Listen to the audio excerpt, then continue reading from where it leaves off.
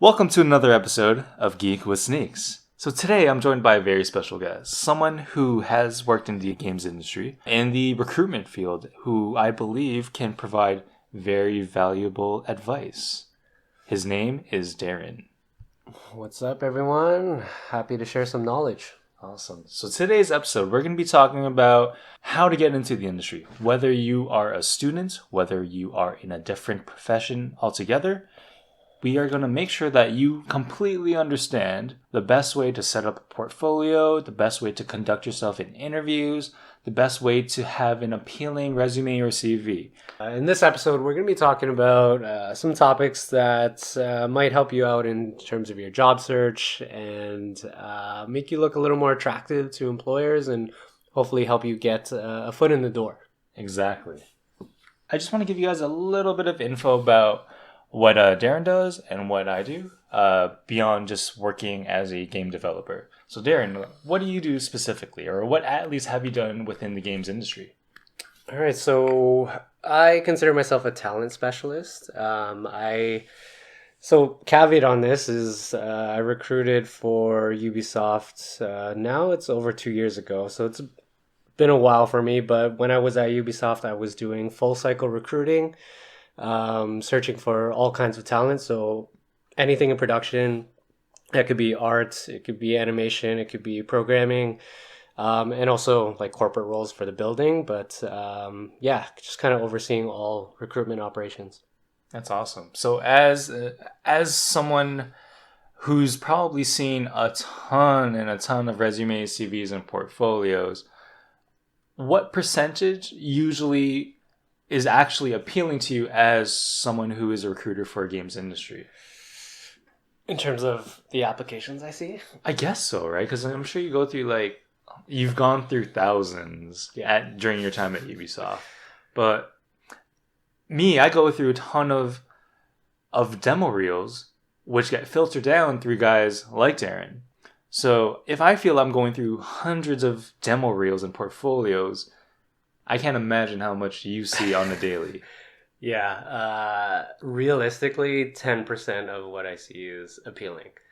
And that's not to say that like there isn't good talent out there. It's just maybe it's not showcased properly or the resume is not written properly. So that's, something we're going to talk about today. But I would say, in my professional opinion, 10% like actually looks interesting enough for me to kind of dig deeper into.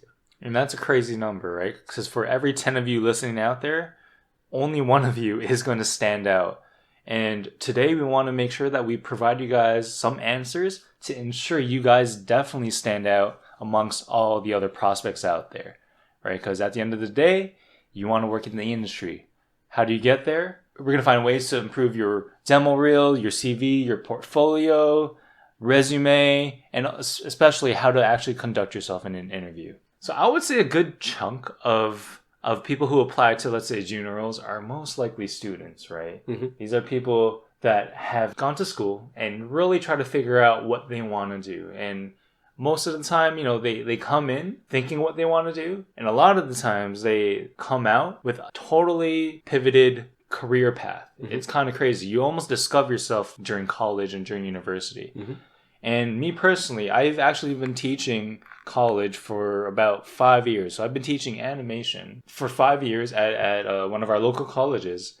And it's actually kind of crazy because now looking back and thinking about 5 years of students, how many of the students actually became successful and got out of there with, let's say with a job right out the door or is currently working? Do you know? I'm trying to think about it right now. So over 5 years, let's say I've had, each section, let's say 2 sections in the final year, and each section contains 20 students? Mm. So 40 students per year, 40 times 5 is 200 students. I could probably count in 2 hands how many students of those 200, or at least had a job leaving school, right? And it's unfortunate because there are a lot of talented students out there. At the end of the day, it comes down to the work ethic of how they really push themselves during school. Mm-hmm. And being someone who's teaching graduating year classes, and really making sure that they develop like a strong portfolio, a strong demo reel. I really hate seeing students that aren't giving it their all in their final year. You should be giving it all throughout the entire your school career, but it's unfortunate when you see this happening in their final year and you do your best to guide them. Like for me as their professor, I do my best to guide them. And what I like to do is I like to look at them as less as a professor, but more as someone who's really looking out for them. Because the reason why I teach is because I like to see people succeed in what they do. Mm-hmm. And I like to feel like I'm invested in their success. And in turn, it kind of gives me satisfaction that, hey, Mike, you're doing your job right. You're actually changing people's lives. Yeah. So I love that feeling. That's why people are like, how do you teach and work? And it's like, sometimes teaching doesn't feel like work to me. Yeah. Work feels like work at, doing game dev, but teaching is like, you go back to the roots of like learning and mentorship. I don't know, something about that I really enjoy. But it's were times where I see lack of work ethic, not coming to class, not even coming to class prepared, even if you do come. Like in a way, it's like you're putting yourself in a position to fail in the year that probably is the most important year of your entire school career. So I put a lot of emphasis into the final year because this is where all the money that they spent, all the money their parents spent, go towards something. Because, man, like growing up, it's hard. It's hard, especially if you have parents supporting you. Yeah. Right? And you don't want to disappoint them. And I've been in that position, and I don't want them feeling disappointed as well, right? So I do my best to ensure that they're set up for success. But at a lot of the times, man, I find that there are students that just aren't showing it. And I always ask them this question. You know where I work, right? I always ask them, like, you know where I work, right? and it's funny because they laugh at that. And I'm like, no, I'm serious, guys. You know where I work. Do you want me to be the person that tells them, hey, I saw you guys are trying to hire this person, but I just want to let you know, this is the work ethic I saw during school. Right. I understand in school, they're not, you mature during school. But if you show that your work ethic is not great, how are we to believe it's consistent into the actual, into your job field? I mean, yeah, you would think that given that where you work, they would treat it like a work situation. I mean, we can have a whole other podcast on just this topic alone of like how students are not engaged. And it's like, I actually work at an educational company for context. And right now, the dropout rate in like Canada and US is around 50%. Dropout and failure rate, actually, which is like massive. But anyways, that's kind of off topic.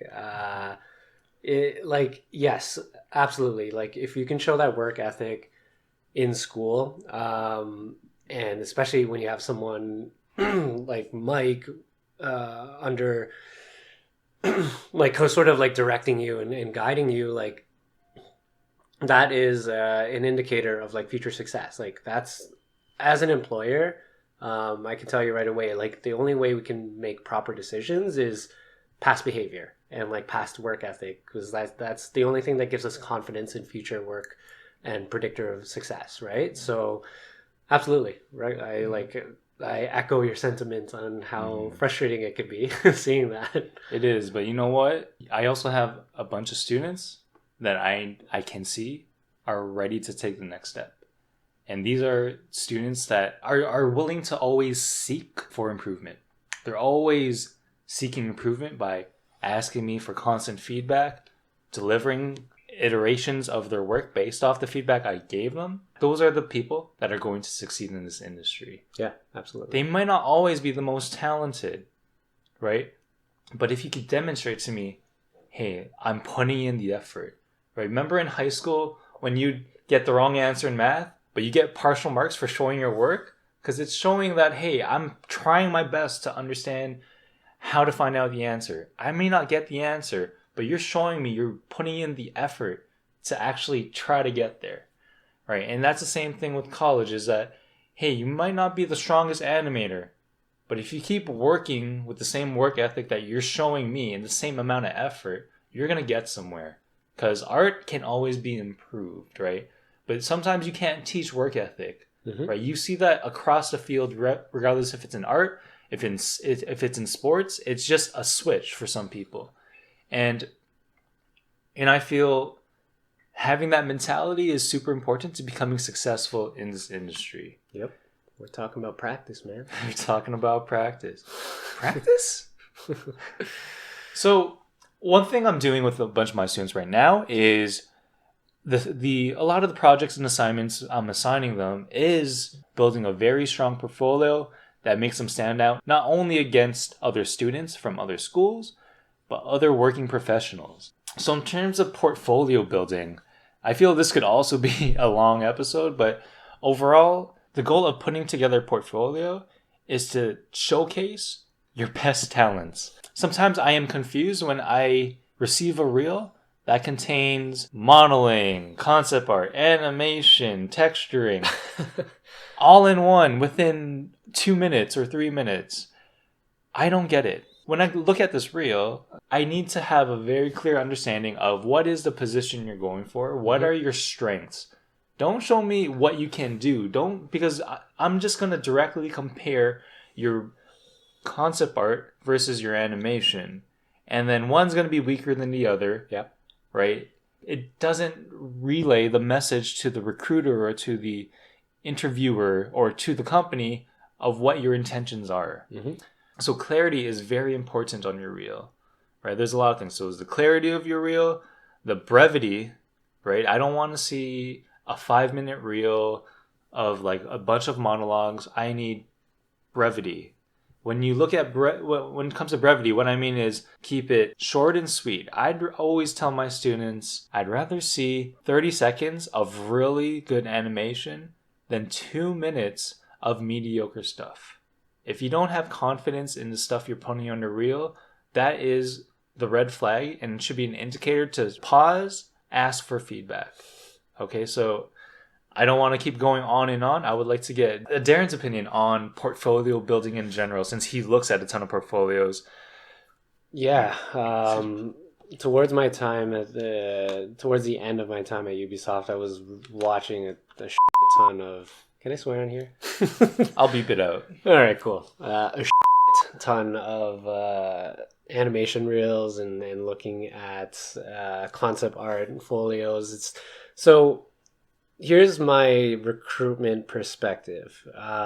Treat your folio the same way you would as a resume. And like it's such a simple concept, but not a lot of people do this. So the general rule of thumbs that apply to a resume, like still apply to a folio. Like put your best stuff at the top or in the front of your folio. It should really only contain the stuff that's relevant to what you're applying to. If you're applying for an animation job, don't put your concept art. Like it's we don't need to see that, right? Like it's simple stuff, but again, like I've seen so many reels and so many folios that don't do this. One like pet peeve of mine is licensed music in your reel. Just we don't need it. Like, and most of the time when we did reel reviews, we put it on mute. So like music choice, don't even like bother with it. What else? Yeah, so like I was saying, like same thing with a resume. You really only have 5 to 10 seconds to capture the recruiter or the talent specialist, whoever's looking at your work. So obviously have the best stuff at the front, and it should capture me in the first 5 seconds. And like if that first 5 seconds looks great, I'm gonna keep watching. Or I'm going to keep going through your folio. Like that's generally it. Pretty simple stuff, but like that alone will kind of set you apart from most of the pack. There's one more thing that actually you probably might not remember. You will once I mention it. You told me this is know the company you're applying for and do your best to make that the work you're presenting cater to the style of the company as well, right? Yeah. So like if you know you're applying to a studio that is very stylized in terms of what they're producing, in terms of a game or whatever, And let's say you're an animator and you know the style of animation that they're doing, make sure that your style is compatible with their style of work, right? It's really important because what that does is it says, hey, we don't need to train this person to adapt to our style. They're already in that mindset. And that's really important.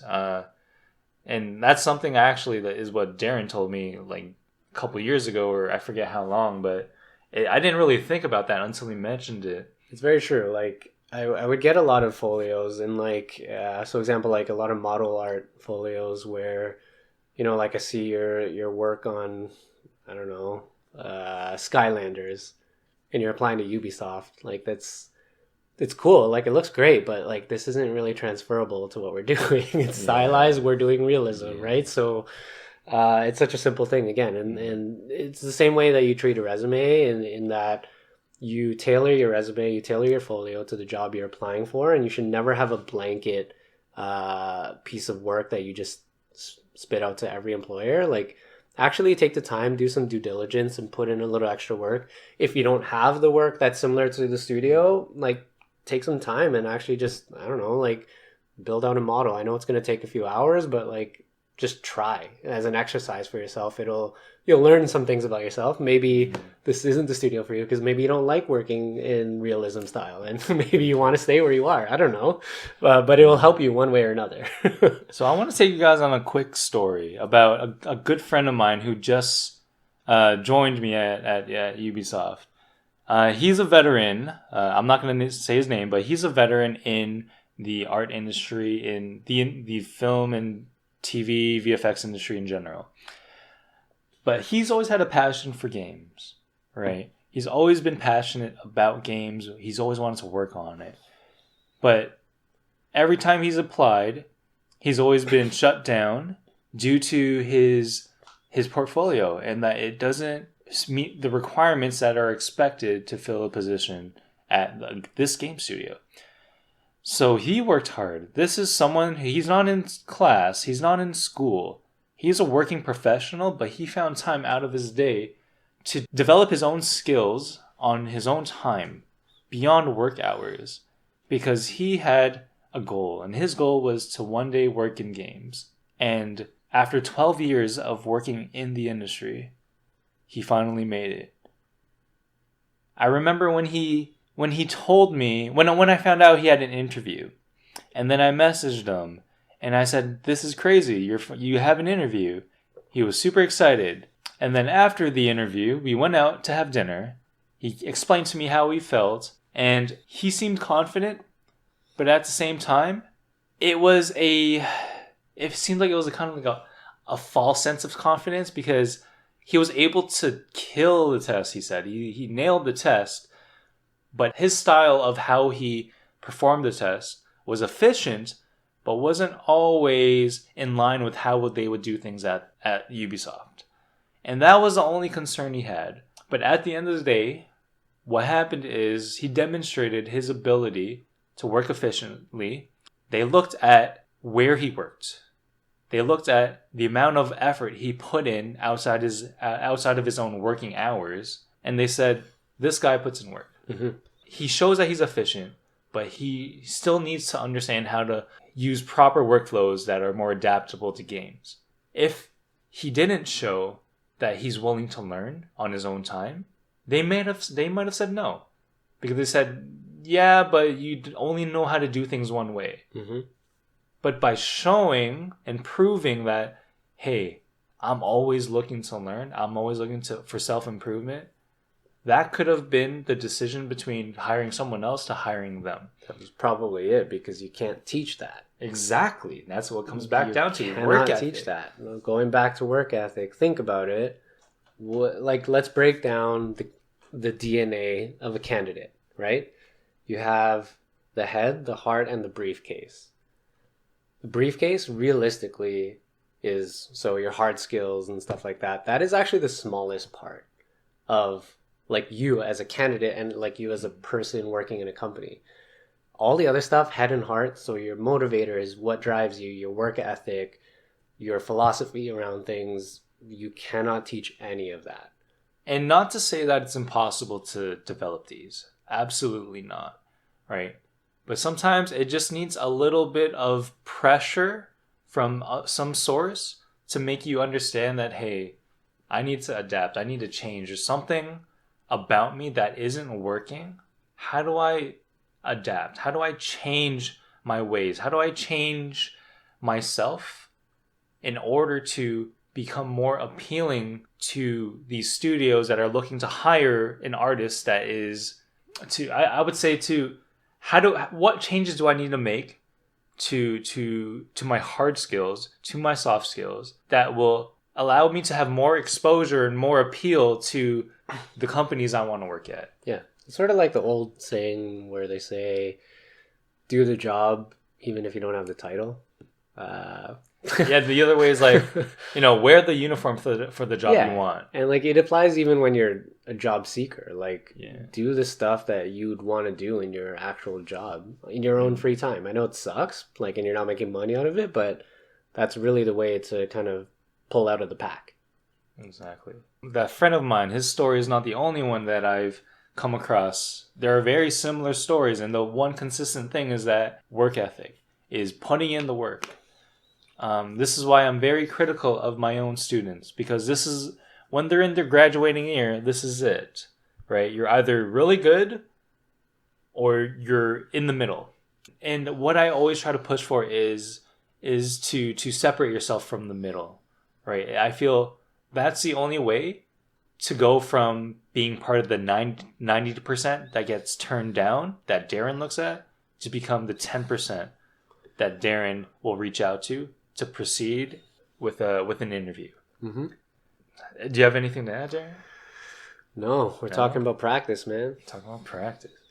So we went into about portfolio building, demo reel building, but there's also the other part that is, I'll be honest, it actually still confuses me, is how do I put together an actual resume and CV that will appeal? Because as an artist, I feel my demo reel is good enough. It's like it shows me, tells me who I am. Yeah.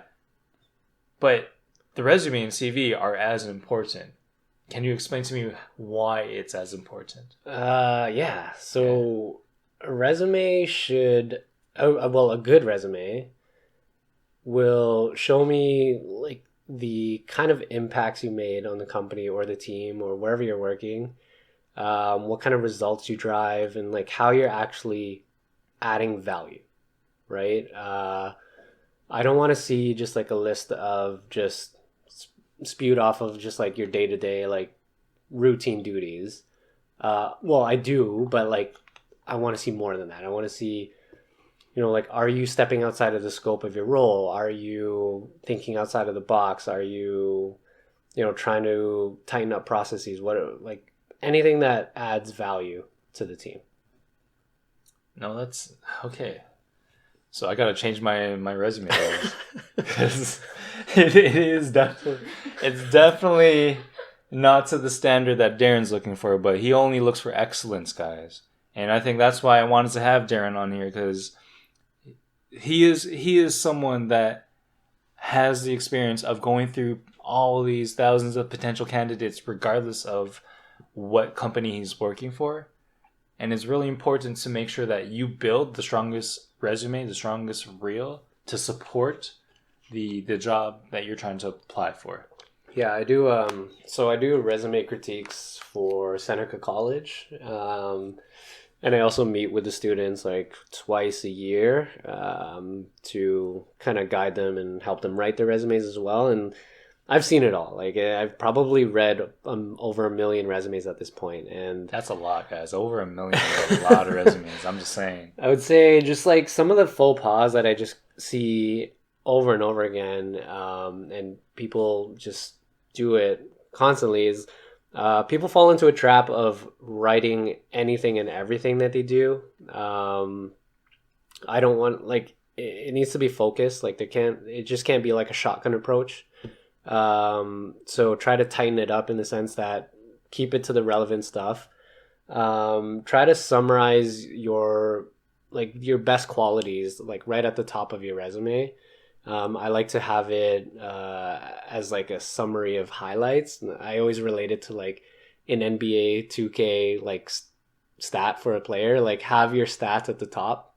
Like is your shooting 99? Is your not shooting, but like okay, what is your animation skills? Like how many years of experience do you have? Like put that right at the top. Do you have people management, team management skills? Like how long have you done that? Like summarize that, condense it again at the top, just so I can see it very quickly. Because in the first 5 seconds, you want to capture me, right? Those are some of the things I could think of off the top of my head. Those are a lot of things that I definitely need to adapt to because my resume it hasn't been visited in about 8 years. So yeah, let me look at that, bro. So tune in as Darren will be live critiquing my resume. We'll stream the resume editing on Twitch. Oh jeez. So as a recruiter or talent specialist, is that the right term? Talent specialist? Yeah. I call myself a talent specialist, but officially the common title is talent acquisition specialist. Talent acquisition. Okay. So in that role, when you're headhunting, I know resumes are definitely one of the things you look for in terms of, trying to find the perfect candidate. Like what is in the resume, how appealing the resume is. But beyond the resume, are there other things that you look for when headhunting? Yeah, like so sometimes apart from just experience, like we can look at other things that show either good character or like investment into like the type of roles you want to do. So like passion projects or side projects, are they involved in the community? Like do they maybe moderate a forum? Maybe they host their own podcast talking about the industry and like critiquing work. Even people that do video game reviews, like that's a really good sign too. Like it shows that they're very critical and they pick apart work. What else? Yeah, there's a lot of other things, but it's not always just the professional experience. We can look at other things. Yeah, I think that's really important. I feel the extracurricular side of you as a person, as a professional, is really important because, like you said, it tells a lot about your character, your interest, and also shows that like in terms of your soft skills, it tells the recruiter that it shows that you have some sort of passion towards this thing. Yeah, let me give you an example. So there was a notable candidate, and I won't name names. You're not allowed to. Not allowed to. Yeah, okay. So she was a junior at the time. You mean she or he? He or she? Here they were. Okay. He or she was a very junior candidate at the time. She was a new grad. But she had really impressive work, and I saw it. Like, I saw her fully. It was great. It's just we couldn't justify hiring her because she didn't have that direct experience. So one really cool thing that she did was she hosted a live stream of her doing a model, or doing what was it called, a Z-sculpt? ZBrush. ZBrush, yeah. So she was doing ZBrush live on Twitch. She built up a really big following, like 1,000+ like followers, and I think like anytime she ran a stream, she would have at least 100+ people watching. And not only was she like showing like sort of dedication to the community, she was also practicing all like simultaneously while doing all of this. So she was continually developing her craft, also showing passion for the industry, getting involved with the community, and now I can confirm she is working in the industry. That's awesome. And do you think she knew it was ever gonna get to that point? Like that would lead to this opportunity for her? Yeah, obviously. Like I think it goes back to like that work ethic and like never losing sight of what you actually want to do. So she was essentially just doing the job she wanted to do, even without the job, and she made it, right? Like she kind of self-realized that dream for herself. That's awesome. Yeah. No, that's actually a really great story. I feel there, like for instance, this podcast is something that kind of came on a whim. It was actually inspired by my wife. She thought, I think this is something that would be very interesting, and I try to find the perfect melody of things that would generate interest, but also stay close to what I'm passionate about. Right? This is Geek with Sneaks. I'm a geek who's in the industry that just geeks around about many things when it comes to the video games, when it comes to sneakers, when it comes to basketball. Those are three of my passions, right? And I don't know what's going to come out of this podcast as an example.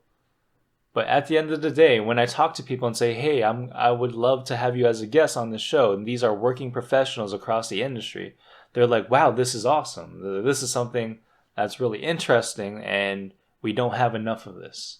And with such a tight-knit community, you won't think it is at first, but every time we have a new employee start, especially if they're coming from a studio, they always know someone from somewhere. It's the 6 degrees of separation, right? Yeah. Like, they just know people, and it's really important to establish some sort of reputation for yourself as a professional. And I feel by giving people, I don't know where I'm going with this, man. I'm just riffing right now. let me take over here. So actually, you said something really interesting, and this is me as an outsider perspective now, because I've been 2+ years outside of the industry.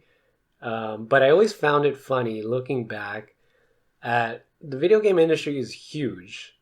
Like, it's $1 billion industry, probably more than a billion. But the talent is, like, the talent pool and like the people involved in it it's a very small world. So it's extra important that you actually set yourself apart, like what you were kind of saying, like whatever you can do to build up a reputation, anything you could do to show that extra passion that the other person might not have, like it's especially important in the video game industry. Like, it's such a small world despite being a massive industry. It got to a point where I was seeing the same resumes over and over again, and I started to memorize names of people at certain studios and certain teams. Like, that's how small it was. It was crazy. No, that's a really good point, right? It's a big industry, but it's still a small industry once you're in it. Yeah. That's actually that's a really great point. That might end up being the title of this episode. Small industry. Yeah. But now imagine yourself in a position where I've put together a really, really solid portfolio, an amazing resume because Darren looked at it. Yep. And now it's actually ended up into someone like Darren's hands, and it's been pushed to me to now start reviewing and I say, they're great. Let's bring them in. So now you're asking yourself, okay, I have an interview. How do I not lose my shoot? You know what I mean, right? How do I not lose it? How do I conduct myself professionally, but with confidence? So, and that's something that is constantly asked when I'm talking to students, when I'm talking to people who are new to this industry, who are new to just applying for jobs, right? There's always nerves. There's always a sense of urgency, because it's like, if I screw this up, my career is over. First thing I'm going to tell you is it is not over. Everyone has a bad interview. It's a thing, and you don't have to worry about it. Especially if you're a student. We understand nerves. Nerves are a thing.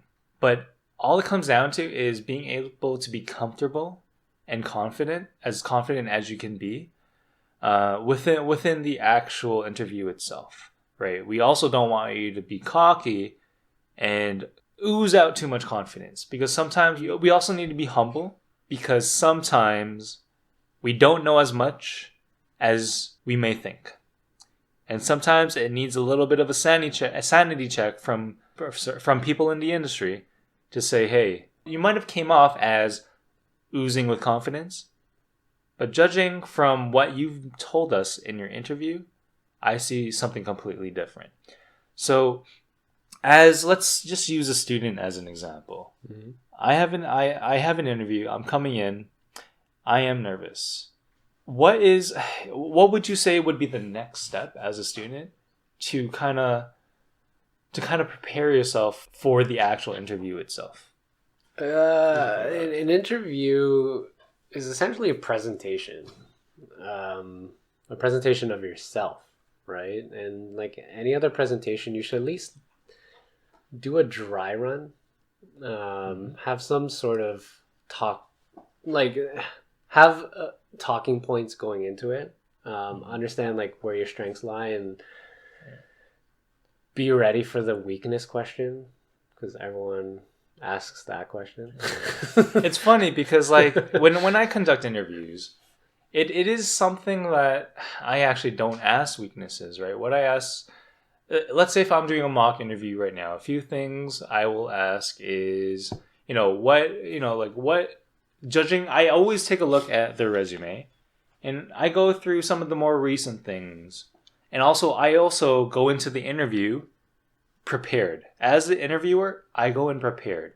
I have things circled on their resume. I have things highlighted, so I have my talking points.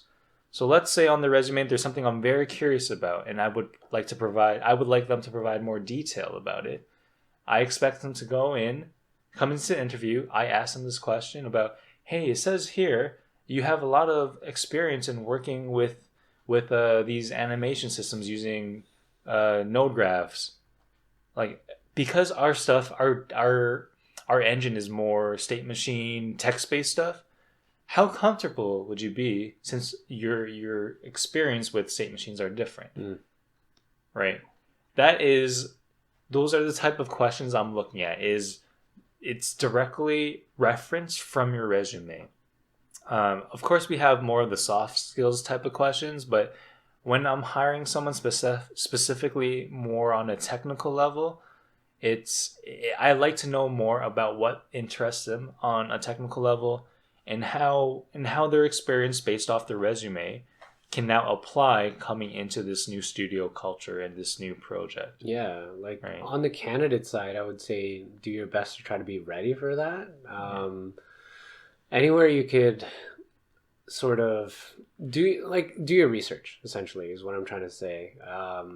Let's say you're coming from a studio that uses a completely different engine. Like, try to reach out to someone in the role or someone at the company. Try to get as much intel as you can and like prepare yourself for those kind of questions, right? Like, how are you going to transition from one system to another? Like, your comfort level. Like, try to be very introspective, and if you can, get a friend to look at your resume and tell them to be like your worst critic and like pick it apart. That way you can get practice. Like, it's hearing that from the employer side, like Mike's side, should sort of give you that heads up to, do your own research on your end as well. So if I were to ask you, name 3 do's and don'ts in an interview, let's go over 3 do's, like just not 3 each, but what are 3 do's that? Let's go. You start and I'll start, or we'll see. 3 do's. Actually, let's start with the don'ts. Okay, let's start with the don'ts. All right. I think those are easier. Maybe it's not easier. Okay. Let's see. Okay. So, do, first of all, let's start with the do, because I got one on okay, go ahead. The first thing is, please do ask questions. That's one of the most important things as you exit an interview. When an interview is finished, it is very important that when the employer asks, hey, do you have any questions? You don't say, no, I'm good. Thank you for the interview. Yeah. No, please do not do this, because what this tells me is that you actually have you don't have as much interest into the actual position as I may have thought. Because what you should be asking is, hey, so like how's the studio culture here? Hey, what kind of engine do you guys use? These are the things you want to know. Things that could affect your day-to-day. You want to have those questions answered so you are as best prepared entering into this position as possible. You don't want to come in with any surprises That is something that is not, you don't want to start off on that rocky edge of, okay, I think I know what I'm doing, but I don't really. Mm-hmm. You don't want to be in that position, right? Because you want to come in feeling confident that you know how to take off running. Of course, there's always a ramp-up period, so it's not an expectation to be an all-star off the bat, right? You're not coming in as LeBron James or Michael Jordan and being like, I'll carry you guys. No, you're coming in as a rookie. You're coming in as a sophomore, as a veteran. Even veterans in the industry who enter a new field, enter a new company, still need some ramp-up, right? So it is important that when the question gets dropped on you of, do you have any questions for us? You come ready with so many questions to the point where it is where you are at a time of your interview, and it goes, at least for me as the employer, it shows me that, hey, you genuinely care about your day-to-day, what you're doing here, and how invested you are in this. Yeah, I would even go a step further and say ask questions throughout. Like the best interviews in my experience have been very conversational, and it's been like a back and forth. Yes, I agree. Yeah. Right? Like when you're asking questions throughout, it can open up more avenues in the conversation. And it also shows that you're very inquisitive. It shows that you're curious, and that you, if you are asking the right questions, then it really shows that you know your shit essentially, and you're willing to critique like workflows, processes, or systems, and like why you do certain things, and that can open up the avenue of how you can add value to the team, and like what you can contribute if you were in that role. That's awesome. I have another do. Do use examples of work experience that has challenged you, and provide how you were able to problem solve or provide solutions for the issues you ran into. Because it's really important to show that you are a problem solver as well. I really dislike when I encounter people that only highlight problems without providing solutions. Mm-hmm. It's one of my biggest pet peeves. And by showing us that you've been in a situation where, hey, this is one challenging thing I experienced, and this is how I solved it, it gives us an idea of your thought process behind it and how you're going from point A to point B with this huge obstacle in the middle, right? I think it provides so much value to the interviewer to understand who you are as a person and how you really face adversity. Mm-hmm. Yeah, absolutely. I have a don't. We have one more do though. Let's flip it to don't. Okay, we'll flip it to don't. We'll come back to the do if we have. Okay, let's do a do. Let's do a do. No, will you remember the don't? I'll remember the don't. Okay. Do you have a do? I do have a do. Okay. Mountain Dew. Just be yourself. It sounds so simple. Oh my God, yeah. It's super simple, and it's easier said than done. But really, just be yourself. Like a big part of why we're hiring you is also how you contribute to the team, like culturally. Are you going to mesh well with these people? Like, are these people that you can see yourself working with, and vice versa? So, like, showcase your best personality traits. Like, are you funny? Throw out some jokes. Are you, are you smart? Are you analytical? Like, throw out any kind of comments that can showcase that, right? Like, and don't think of it like an interview. Think of it like you're just meeting some people. Be yourself. That's a do for me. And that's actually really important. If there's one thing I learned from one of my mentors over the years, who actually will be a guest in a future episode, my former animation director, and the one thing he told me is that when you get the interview, the job is practically in your hands, and it's your job to lose. Yeah. Because the interview reveals a lot about you as a person, and that's the point of an interview. Because the job, getting an interview, secures the fact that, hey, I have the tools, I have the skill set to get this job, because they have now pushed it to stage 2. But it's all about how you conduct yourself in the interview to see if you are compatible with the studio culture, compatible with the in terms of your soft skills as a person, you're able to collaborate, communicate effectively. These are things we look for during the interview process. So a lot of the times, and he's told me about it, people have literally talked themselves out of a job. And it's so unfortunate because the job was practically in their hands. So remember why you need to be yourself in here. You don't want to be someone who you think they want you to be. Mm-hmm. We're not looking for the person that... We don't want to look for Darren, the person that the company wants him to be. They want to look for Darren, the person who he really is. Mm-hmm. Right? Because that's going to come off in your interview, even if you try to hide it. Even if you try to hide it, it's going to come off because naturally that's who you are as a human being. By being yourself, no one's perfect. No one is perfect, so don't be afraid to show imperfections as well, right? Don't be afraid. Think about it, even like, let's say you do get through the interview by, faking it and putting on the show that you think they want to see, and you get lucky, you get the job. Are you setting yourself up for success? Like, eventually time will tell that that's not actually you. Like, you won't be performing the way that they thought you were going to, and you're going to be setting up expectations in the wrong way. You'll lose your job, you'll get fired, whatever will happen towards the end, right? Like, it just doesn't make sense to not be yourself. Exactly. I actually want to bring it back to one point I made about asking questions, because by not asking questions and not being prepared, a lot of the times this will lead to you potentially leaving a company because it's not what you expected it to be, right? And at the end of the day, it doesn't do you any favors. It doesn't do the company any favors. So by asking the questions, you are ready to go into a job and you understand the responsibilities of what your day-to-day will be.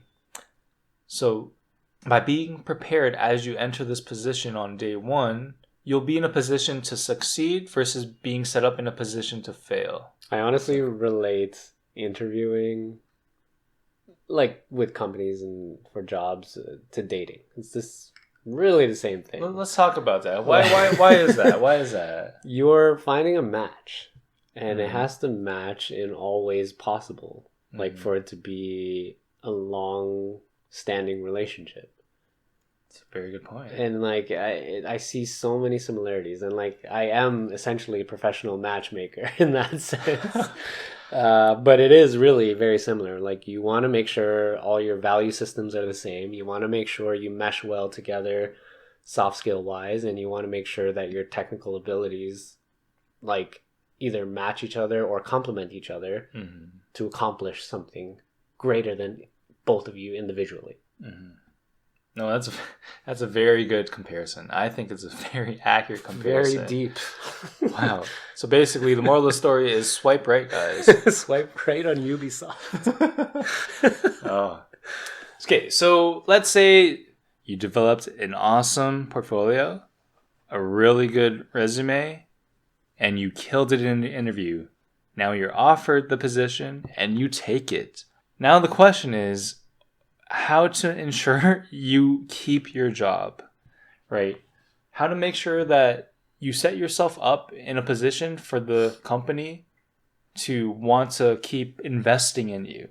And that's something that's really important, is ensuring that the company feels like they can invest in you as an employee and as a person, because you want to make them feel like you are a very important asset to their company, right? So things I'm thinking about are like, is your professionalism at work, right? Other things like showing that you have potential, showing that you want to grow at the company, showing that you're always looking to develop your own hard skills and always try to improve on your own soft skills. And most of all is showing that you are definitely one of the more reliable people that can deliver consistently for the project, for the company. These are things that you really need to keep an eye out on and make sure that you're kind of checking all these boxes as you go, right? Because I think I don't want to speak for everyone, but you don't enter this career. You don't start your career wanting to stay at the first step of the mountain, right? You start at the bottom, but oftentimes you don't want to stay at the bottom, right? You want to grow. Naturally, we all want to grow. We all want to improve. So by making sure that you show the company that you're looking to go beyond, you want to grow, you prove that you have the potential for them to say, hey, Darren's doing a really good job. I think we should invest in him and allow him to grow. We'll give him challenges, see how he reacts and how he can deliver results. Those are the things that I feel companies are always looking for, right? And if you prove that, hey, I am a very strong asset for this company, success will follow. People will do this for the money, and at the end of the day, I am lucky to say that I am doing something I love, and I'm getting paid for it. Mm-hmm. Not many people have that same luck. Right? Not many people can say that. Right? So be fortunate when you are in this position. You don't take it for granted. Right? It all comes back to what one of the first things I said at the top of the podcast is work ethic. Work ethic starts in school. Work ethic never ends. Work ethic will continue, and that will be the road you need to keep going down till the moment you say, hey, I think I'm going to retire. But that's another thing is I want to do this job till I can't do this job anymore. Or until I hit like the Lotto Max, right? I that just goes to show how passionate at least I am in terms of what I'm doing. Yeah, let's go back to what you said there. I'm a firm believer of align your passions to what you do, and the money will come. Like exactly, that's one thing you need to remember. Just in general, like as long as you sort of align your passion with your career, and it's not going to be perfect. You're never going to do the exact thing that you're like super passionate about, but as long as it ticks off most of the boxes, and you're happy doing what you're doing, the money will come, the success will come. And it's like, that's just sort of the natural progression of things. So I am very much a firm believer of that. And you're lucky in that situation. Like Mike, you can say that you're passionate in what you do and you're making money out of it. So absolutely, that's echo that sentiment for sure. For sure. And what you just said is the one piece of career advice that I got from my parents, from my mom specifically, and it was the only thing she needed to say to me, is, Mike, do what you love. Don't worry about money. Do what you love, and you'll be happy for the rest of your life. Mm-hmm. God bless her soul, because I did that, and now I'm in a position that I never thought I'd be in the moment she told me that. Yeah, and not to like toot your horn or anything, but you are successful. Like you're doing very well in the passion that you're doing. So that's awesome to hear. You're in you land the job. From an employer in perspective, we're investing in you as an employee, right? Think about it that way. Every employee has sort of like a value life cycle. And this isn't just in video games, it's just like in any company. But when a person starts out, the employer is sort of in the red, right? Because this person's not ramped up, they're still learning, they're not really contributing. And then there's eventually a break-even point, which usually happens like 3-4 months. You're fully ramped up in the role, you start to understand, and you're starting to contribute. Let's say you're a year into the role. This is a very rough example, but like you're a year into the role, you're fully comfortable in the role, you're doing everything that you can. That's when you start to plateau in terms of like contribution to the team. Like you're not adding anything new at this point. You kind of have to always remember that there's a life cycle to things. So when you get to a point where you feel like you're plateauing, and you have to be very introspective, like throughout your career. You can't get complacent, but when you start to realize that point, that's when you need to start developing new skills, you know, start to take on things outside of your scope, start to get curious, you know, like take on new leadership skills or take on new projects that you know, might be available to you because you built out a reputation. You have clout in the studio or something, you know. And then it kind of repeats itself. So now you're starting to learn a new role, and then you start to ramp up again, you plateau again, and then you just kind of repeat that, and that's how you kind of climb the ladder in that sense, and gain new skills at the same time. That's a very important point. Is challenging yourself at all times, right? Not being complacent. Yeah. Right. Is by challenging yourself, you're always learning. And I forgot who it was. I forgot who exactly said this. This could have been from a movie. But the line was basically, every day I'm learning something new. Oh wait, that was actually from, you know what? That was another line from one of my mentors who used to be my director. Is he may have all this experience, but he learns something new every day. And that's really important because of the nature of this industry, there's always going to be things we need to learn. There's a reason why GDC exists, right? There's a reason why all these professionals in game dev go to one place to gather and share experiences and share their not their tech necessarily, but share their experiences with the tech. So tech is always evolving, right? And naturally, because we are, it's crazy. We are an art and tech hybrid of an industry, right? We can't do games without tech, and we can't do games without art. In my opinion, at least, right? It's how I actually got into this industry. I've always loved video games. Video games, who doesn't love video games growing up? Me specifically, I loved it. But I also loved animation. And I knew, for me, since Lion King, since Toy Story, since Beast Wars reboot, those days, is I want to do 3D animation. I didn't know in what medium it would be. I just knew one day I was going to do it. So I started off in school. I did it in school. I started working on some shows, which wasn't even 3D. It was a flash show, if you get basically 2D animation. Eventually transitioned into 3D, right? And I started working on other TV shows. And then I felt like at one point I plateaued, and I asked myself a question. And I said, do I really want to be animating talking cars for the rest of my life? And I said, I know I am better than this, right? And this is, again, no offense to anyone who is happy and content with doing that, right? It's just me personally. I have my own goals. I know I want to do more than this, right?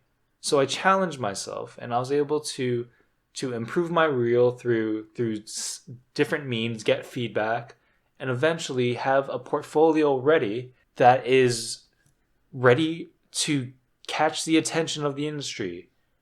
And the first person I sent it to was Ubisoft. And the first time I ever landed a position in the games industry was Ubisoft. And it still is. And this all developed because I said to myself, I need to challenge myself. I can't be doing the same thing over and over. I have goals. This is what I want to do. This is what I'm passionate about. And now I'm animating, which is one of my passions, or it is the passion of my life. But I'm also doing it in games. I never thought I'd be doing this. I never thought I'd be in this position where I'm animating on a video game. At the end of the day, that's what this is. It's not a job to me. It's a dream. And I'm living my own dream. And I really hope that as you're listening to this can inspire you, whether you're a student, whether you're working in a different field, whether you are working in the same industry, in the same art field, but want to give games a shot. I'm really hoping that this will inspire you guys to ask yourself these type of questions and make sure you are pursuing your dreams. Make sure that you set yourself up for success. It all starts from work ethic. Then it starts to building up a confident reel, asking for feedback, knowing how to take feedback, knowing how to take constructive criticism. One of the most important things when it comes to improving in yourself, right? These are things you need to really identify in yourself before you can take the next step. And oh man, I'm inspired. It's a hell of a speech. I have a dream. In all seriousness, I feel regardless of where your confidence level is, if you're inspired, if you put the work ethic together, it's all going to come together. You're going to land somewhere. You're going to land somewhere. So for those who feel you've plateaued, right? This is the peak of where I want to be. Just ask yourself, is this really where I'm going to be satisfied 20 years down the line when I look back? 30 years down the line, 40 years down the line. Right? We only have one life, guys. And now I know this is going beyond just talking games industry. This is now talking about making sure that you can look back one day and say, I'm glad.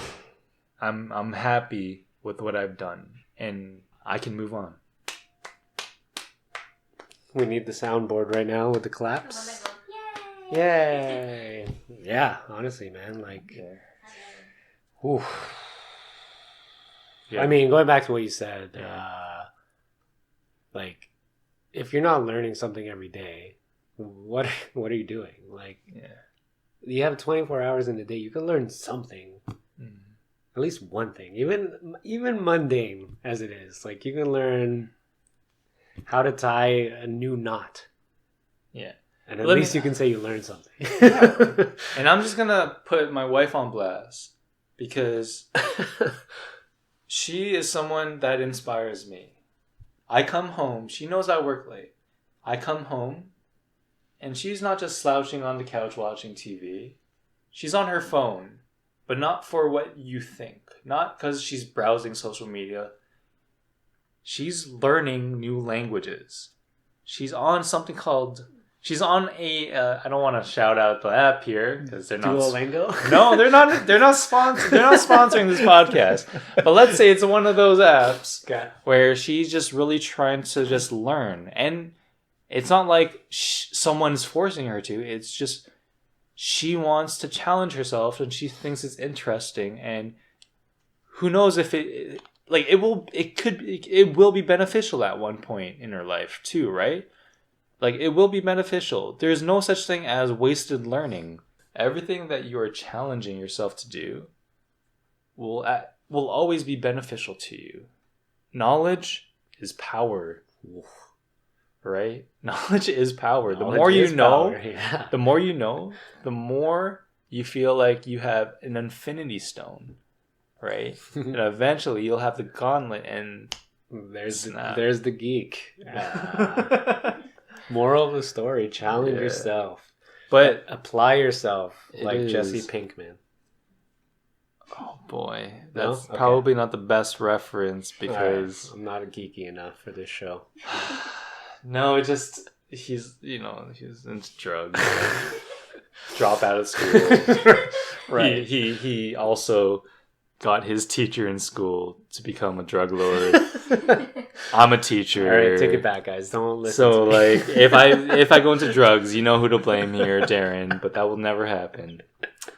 But yeah, I think this has been a very, very productive and thoughtful podcast, and I'm glad this will be the first thing we'll be releasing from the Geek with Sneaks podcast. I hope y'all learned something, at least one thing from this.